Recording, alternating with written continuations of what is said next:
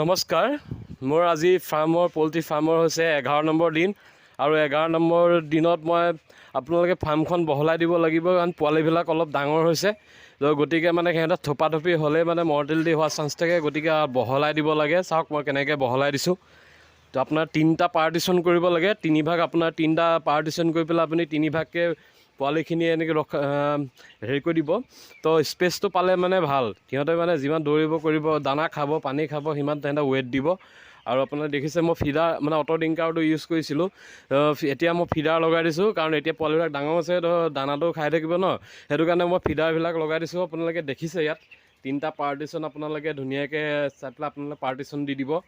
আৰু বস্তু দানা পানী আৰু মেডিচিনখিনি মই আপোনালোকক ক'ম, বেলেগ এটা ভিডিঅ' বনাম। মেডিচিন কি মেডিচিন মই ইউজ কৰিছোঁ সেইখিনি আপোনালোকক জনাম।